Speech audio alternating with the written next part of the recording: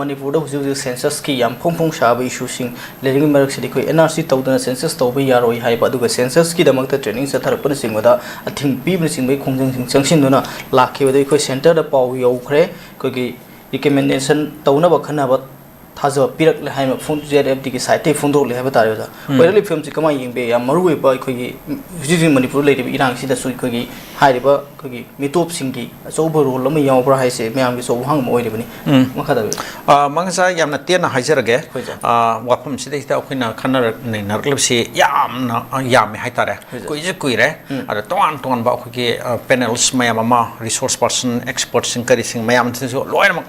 फोंदोनर वाफम आक्तनी अदगा सिगी Hiram सिदा अखोगी अखंग अहे expert सिंगना यामना मारिक चोम वाफम मयाम मा अखोई तोन तोन वर्कशॉप सिंगदा सेमिनार सिंगदा करि सिंगदा अदुम खनरगा अदुम लेरबनि हाइतारे जे अखोई कैंपेन फॉर जेएफडी ना माना पाइखलिबा कैंपेन से संगसललिसे कोइरबनेबा अदुना सिदा अखोई मियाम दा पीबा अवेयरनेस दसो अदम यावरबनि हाइतारे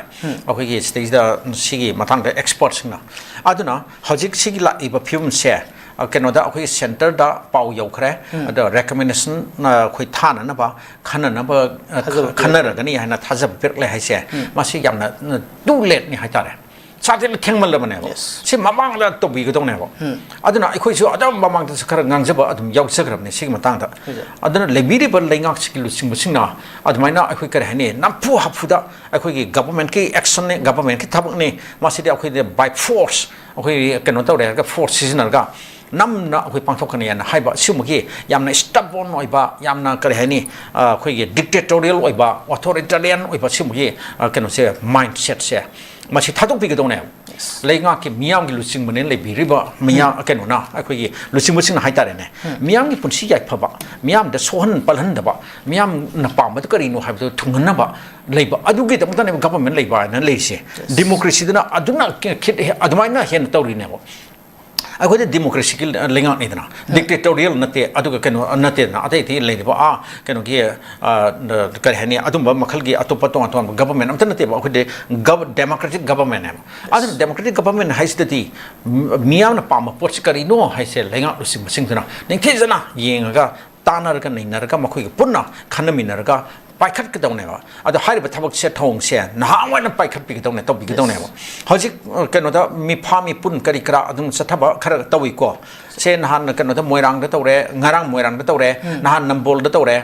अदगी सिरीज द कनो तौर ngarang सुन मी खर फाजले हाबने ओइ थादो अमबदि यारे अदो अदमाइ तो ना हानसो अमु फाजन किबदो खर मोइ थादो किब लै असिनेबको सिरीज अमु पुलिस न मखोइना अमु मखोइसो फोर्स सिन मखोन बगी मोंगदा लापतार गति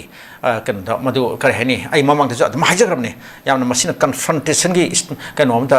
मोंग अमदा लापतार गति यामना मोंग तारोयबो याम साथेन मोंग तारोय अदुना असो ओपन मिसिमिना मयाम यारकने अखोइके कनोदा आईएलपी सना होनबो अखोइगी इरांगदा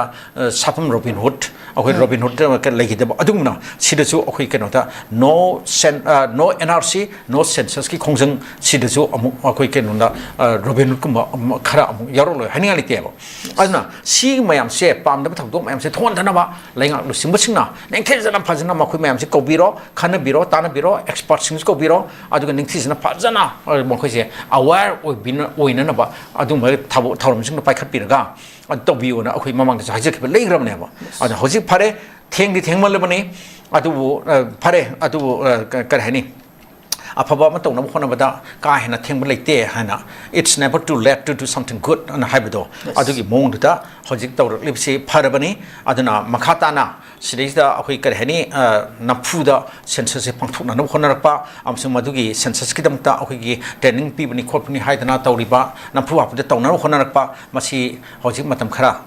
डिफर टॉपिको हाइबा वाफम सिंजे खननि नबगी थबक सेंटर दा रेकमेंडेशन थबगी थबक मसी हाना खितंग पाइखन नबा हाना उंतंग माइ ओनसन बिको अदुगा अदु ओबे तारगति नसागी अखोइगी पामदब थगदो जेएफडी की मागी विंग अखोइ स्टूडेंट विंग लेरी मखोइदे अदुम तौरखिनेबा मखोइदे नहानी अदुगा मखोइदे यामना यंग डायनामिक यामना मपांग कनबा अदुम केनोनी एक्टिव ओइबा एजाइल ओइबा अदुम केनोनी मियोइसिंनी अदु मखोइदे करबा कदाइदनो ट्रेनिंग तौरे खोले हारदि ट्रेनिंग दो तौ हन्दना बायना मखोइदे अदुम संसिलकनेबा अदुदि द मु पुलिस ना मु ट्रेनिंग तौ हन यारोय ना मु थिंगन खोतन तौरगति अदाइदे कन्फ्रंटेशन नो थोरकतना पामदब अनवांटेड इंसिडेंट थोरक तारगति अनडिजायरेबल ओइबा अदुमबा केनो का वायलेंस थोरक तारति मदु नुआइते हाइबे वानिदा अदुना सी तौरि से फारे अदुना मतम खरदि सेंसस सिगा मरि लेनबा सेंसस ऑपरेशंस का मरि लेनबा अमन थबक मया ममा थबक थरन सिंग मतम खर डिफर टॉपिको अदुगा सिगी थबक से हाना खानबियोना अदुना मांगसा थमजन